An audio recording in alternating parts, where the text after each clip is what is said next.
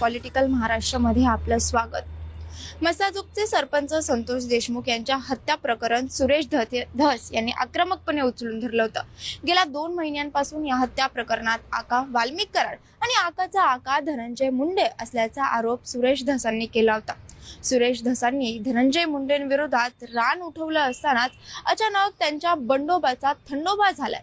धनंजय मुंडेंवर कारवाईची मागणी करणाऱ्या सुरेश धसांनी अचानक मुंडेंची भेट घेतली।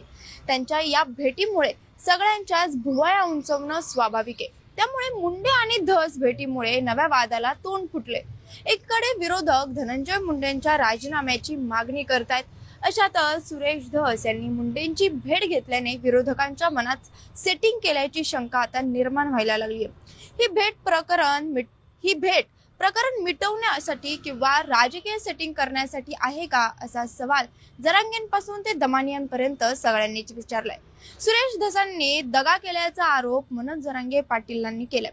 गुंडांची टोळी चालवणाऱ्याला भेटणं म्हणजेच महाराष्ट्राचं दुर्दैव आहे। इतका मोठा धोका तर देवेंद्र फडणवीसांनी सुद्धा कधी दिला नव्हता, असा हल्लाबोल जरांगे पाटलांनी केलाय। तर शिवसेना उद्धव बाळासाहेब ठाकरे पक्षाच्या नेत्या सुषमा अंधारे यांनी तर सुरेश धस यांनी बीडच्या नागरिकांचा विश्वासघात केल्याचा आरोप केलाय। तर हे प्रकरण सर्वात आधी मांडणाऱ्या सामाजिक कार्यकर्त्या अंजली दमानी यांनी धसांनी जे केले ते राजकीय सेटिंग असल्याचा मोठा आरोप केलाय। आता विशेष म्हणजे 4 ते 5 दिवसांआधी ही भेट झाली होती, पण एवढे दिवस होऊन सुद्धा धसांनी मुंडेंची भेट घेतल्याचं का सांगितलं नाही, असा सवाल सुद्धा आता विचारला जाऊ लागलाय।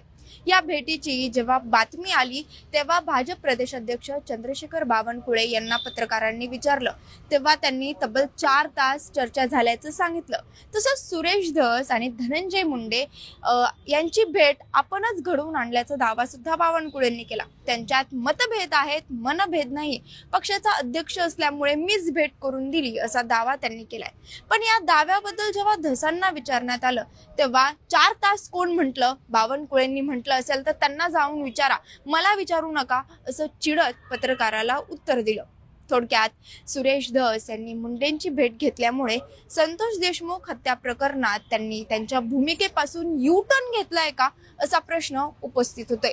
यासोबतच धनंजय मुंडेंवर तुटून पडणाऱ्या सुरेश धस यांनी भेट घेतल्याने विरोधकांच्या मनात सुद्धा सेटिंग वरून आता शंका निर्माण झाली आहे। तसंच सर्वसामान्यांच्या मनात सुद्धा त्यांच्याविषयी आता शंका निर्माण झाली आहे। त्यामुळे ही भेट सुरेश धस यांच्या अंगलट येणार का, अशी चर्चा आता सुरू झाली आहे।